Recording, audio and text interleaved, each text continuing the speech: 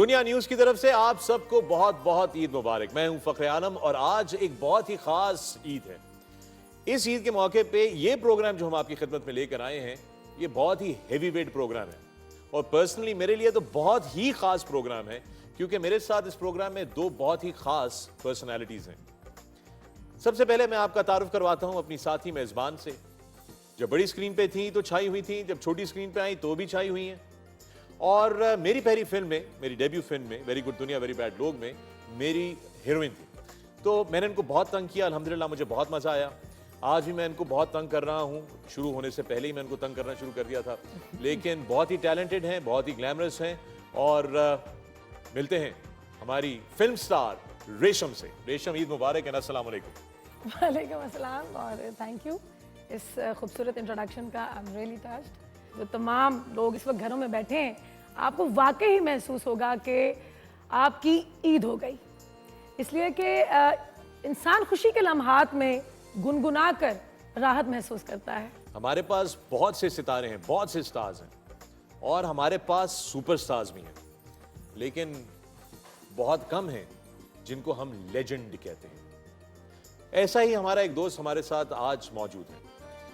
उसने सिर्फ पाकिस्तान में ही नहीं बल्कि पूरी दुनिया को म्यूजिक से कॉन्कर किया। जहां भी गए पाकिस्तान का परचम ऊंचा किया, पाकिस्तान को इन पे हमेशा से फख्र रहा। और कमाल की बात यह है कि कोई अवार्ड नहीं है जो उन्होंने छोड़ा हो। ये यूनाइटेड नेशंस की असेंबली में जब पहली दफा पाकिस्तान डे सेलिब्रेट हुआ तो इन्होंने वहां पर भी परफॉर्म किया।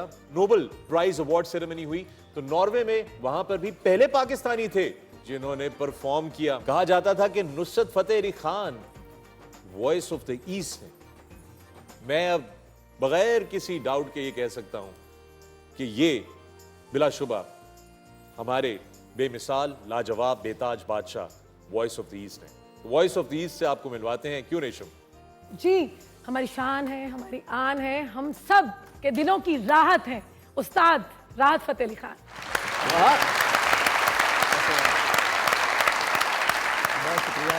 What an honor it is, Rahat, because मैं आपको सच्ची बात बताऊं, हजारों की तादाद में मैंने अपनी करियर के अंदर शोज होस्ट किए हैं, लेकिन आज एक ऐसे पाकिस्तानी के सामने मौजूद हूं मैं जिसको वाकई में मैं जहां जाता हूं मैं पाकिस्तान के नाम से पहचाना जाता हूं और पाकिस्तान उसके नाम से पहचाना जाता है, तो वो उस्ताद राहत फतेह अली खान। माशाल्लाह, बहुत शुक्रिया उस्ताद नुसरत फतेह अली खान साहब के नाम से, बिल्कुल सही कह रहा है। और पाकिस्तान की शान है उस्ताद नुसरत फतेह अली खान साहब, बेशक, और जिनके हम मुरीद भी हैं, जिनके शागिर्द भी हैं। और अब बात रेशम जी ने करी के सुरों के बादशाह हैं, तो ये जो बादशाहत है वो बहुत सारे बादशाहों की जमा है। जो बादशाहतें होती हैं, मैं समझता हूँ कि मैं अपने इन भाइयों के बग़ैर, जितने लेजेंड्स ये हैं सभी हैं, उनके अलावा मैं कुछ भी नहीं हूँ। क्या बात, जो भी हमने काम किया है। अच्छा, आज ईद का दिन है, तो ये बताइए कि ईद का दिन आप किस तरह शुरू करते हैं? ईद का दिन मैं क्या बताऊं कि मैं कैसे शुरू करता हूं। बहुत सारे लोग ये चीज रियलाइज नहीं करते कि आर्टिस्ट को, फनकार को कितनी बड़ी बड़ी कुर्बानियां देनी पड़ती हैं लेवल अटेन करने के लिए। बहुत से ऐसे दिन होते हैं जब आपको घर पे होना चाहिए और आप घर पे नहीं होते। तो मैं इसीलिए ये सवाल कर रहा था कि घर पे थे आज कि नहीं थे, या आज मतलब ये आप हमारे। देखिए, ये बड़ा रेयर है कि ईद पे, शबरात पे हम लोग घर पे हों। ये उनके लिए बड़ी हर साल कुर्बानी उनके लिए होती है, और घर वालों की भी तो कुर्बानी बनती है। जो आर्टिस्ट है वो पूरी दुनिया का होता है। एक अच्छी बीवी का इसमें बड़ा हाथ होता है, मतलब कामयाबी के, आपकी कामयाबी के पीछे तो है। रेशम जी, मैं ये भी कहूँगा कि जो सभी की जो आर्टिस्ट है, हमारी जो घरवालियाँ हैं, वो उनकी बड़ी हिम्मत है कि हमें जो उनका जो ज़ाती टाइम होता है वो ऑडियंस को, देखने वालों को, व्यूवर्स को वो दे देते हैं। अपने चाहने वालों को क्या सुना रहे? एक गज़ल है जो कि पूर्णम इलाहाबादी साहब की लिखी हुई है और उस्ताद नुसरत फतेह अली खान साहब की बहुत ही मशहूर ज़माना गज़ल है।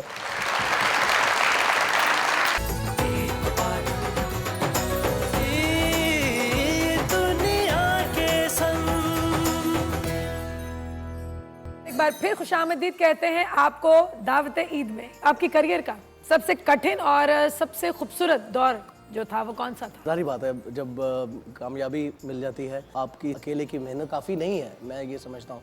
इसके लिए दुआएं बड़ा एक इम्पॉर्टेंट रुख है इस शोहरत का और मैं समझता हूँ कि मेरे जो पीर मुर्शद हैं झामरा शरीफ, उनकी दुआएं और जितने मेरे बहुत प्यार अमल करने रखा वाले है। हैं, लवर्स हैं, फैंस हैं और मेरी बीवी है और बहनें हैं मेरी, उनकी दुआएं, रेशम जी आपकी दुआएं और जितने दोस्त हैं हमारे उनकी दुआओं के नतीजे। मुझे बहुत अच्छा लगा आपने जिस तरह कहा मेरी बीवी है और साथ ही में बहनें भी बीच में अगले ही उसी बीच में जुमले मैं के भी अंदर थी। आपने दिया। मेरी भी दुआएं शामिल हैं इनकी कहने वो तो है, लेकिन मैंने कहा ये बहुत आपने अच्छा तरीके से आपने बोला। सवाल है मेरा आपसे, तो ये है कि जब आपके और भाभी के बीच में इख्तलाफात हो, कभी ना कभी तो इख्तलाफात हो जाते होंगे ना? मीठे या कभी- मीठे कभी से, नहीं मीठे होते? मीठे से। देख, कभी मीठे मीठे से नहीं, जिस तरीके से गर्दन हिला रहे हैं हर पाकिस्तानी शौहर इसी तरह गर्दन हिलाते हैं, जी जी जी जी। लेकिन ये मेरा सवाल है कि अगर इख्तलाफ हो जाए तो कौन किसको समझाता है? हम एक दूसरे को समझा लेते हैं। समझा लेते हैं? किस तरह समझाते हैं आप? नहीं मतलब कुछ समझने वाला हो तो समझ जाए, ना समझे वो नाड़ी है। मुझे बड़ी माशाल्लाह से बड़ी अंडरस्टैंडिंग है। ऐसी नेचर की वाइफ जो है सबको दे, जो जिस तरह की इनकी है, थैंक यू वेरी मच। क्योंकि उनकी जिस तरह की नेचर है, समझने वाली, अंडरस्टैंड करती हैं हर बात को, तो वो मतलब प्लेजेंटली आपको मिलेंगी, वेलकम करेंगी। और जी क्या मतलब कुछ नहीं, मेरे हाथ में देखो, मेरी बीवी भी देख रही होगी पीछे को। क्या मतलब है, तुम मेरी पहली फिल्म के हीरो थे, समझ आएंगे। अच्छा, उसका ये मतलब थोड़ी है सारी जिंदगी तुम मेरा हाथ ही पकड़ती रहो पहली फिल्म के चक्कर में, ठीक है ना? जो सारी टाइम जिंदगी- गुजर गया आज हम कितने सालों के बाद मिले। रात बात हो रही थी कि कौन किसको समझाता है, तो एक बहुत ही सुपर डुपर ट्रूपर हिट गाना है जिसमें समझाने की बात हो रही है। मैं कहूँ, मैं तेनू समझावा की, ना तेरे बाद जो लगता जी। वाह।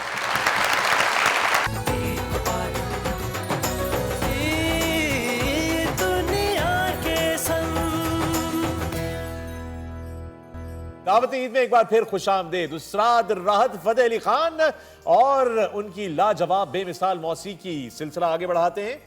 अच्छा खास तौर पे मैं सोच रही थी कि दुनिया में आप शोज करते हैं और इतने बड़े बड़े शोज होते हैं, खवातीन इतना तैयार होके आती हैं बाल शल बना के, मेकअप करके, तो ऐसा कौन सा आपका गीत है जिसपे वो बेचारी रो पड़ती है, उनकी गाल पे वो आंसू गिरते हैं?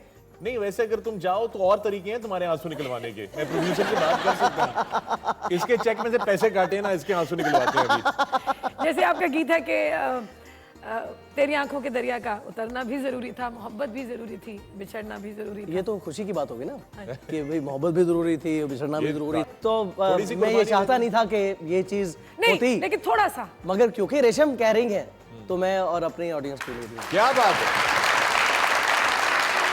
राहत, तो कहते हैं कि आर्टिस्ट जो है वो कभी भी जो है ना अंदर से एज नहीं करता, हो तो बाहर से जो है वो एज कर सकता है, जिस तरह रेशम कर गई है, लेकिन अंदर से जो है वो आर्टिस्ट से कभी age क्या नहीं मतलब है तुम्हारा? कोई नहीं, मैं मजाक क्या कर रहा मतलब था। है? सीरियसली मत लिया करो मेरी हर बात को, तुम क्यों सीरियसली लेती हो?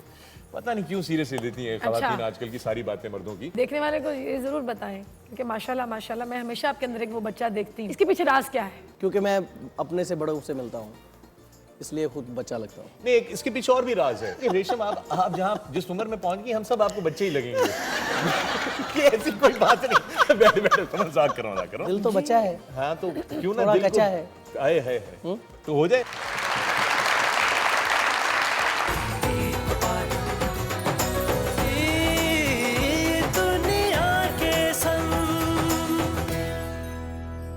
एक बार फिर खुशामदीद, मैं हूं फखरे आलम, मेरे साथ रेशम और हम दोनों के साथ उस्ताद राहत फतेह अली खान। अब से कुछ अरसा पहले मैं गूगल हेडक्वार्टर्स पे गया था एक लेक्चर डिलीवर करने के लिए। वहां पे गया तो दूसरी नेशनैलिटीज के लोग हमें कह रहे थे कि आपके मुल्क से एक बड़े ही कमाल आर्टिस्ट आए थे हमारे पास। और तो और ऑक्सफोर्ड यूनिवर्सिटी में जो म्यूजिक हॉल है, रिहर्सल हॉल है, उसका नाम भी उस्ताद राहत फतेह अली खान रख दिया गया है। और वहां के बड़े बड़े प्रोफेसर ये कहते हैं कि he is a force, his voice is a force on the international music scene. रात सबसे बेहतरीन ऑडियंस कहाँ की लगती है आपको? लंदन। लंदन की ऑडियंस? लंदन।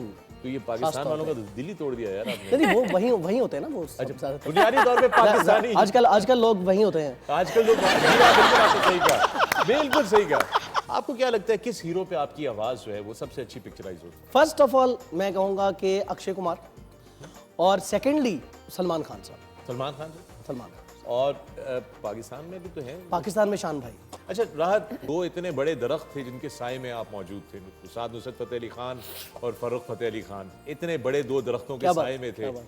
और उसके बाद फिर जब ये साया आप से हटा तो आप खुद ही दरख्त और खुद ही साया। अपनी जिंदगी में किस चीज़ की कमी महसूस करते हैं? माँ की बहुत कमी महसूस होती है क्या और बात उनकी ये दुआएं जो हैं वो मेरे तक हैं।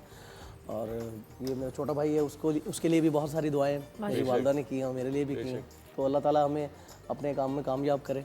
मैं आपको ये बता सकता हूँ कि वो जहाँ पे भी है ना, वो वहाँ से देख रही हैं आपको, और जब वो देखती होंगी तो क्या उनका सर बुलंद होता होगा फख्र से कि क्या औलाद दे के गई है इस दुनिया को, कितना बड़ा वो तोहफा अता करके गई है इस दुनिया को। ठीक है ना, आउटस्टैंडिंग। कुछ हल्का हल्का सुरूर है जो किसी की तो नजर का कसूर है, क्योंकि किसी पे तो हम देखें, हम लोगों का काम है कि किसी ना किसी को कसूरवार ठहराना होता है।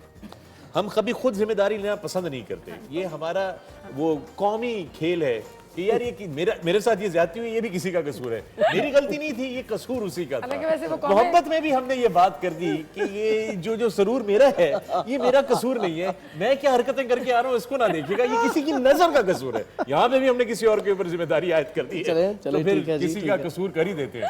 नो प्रॉब्लम जी, ठीक है आपके लिए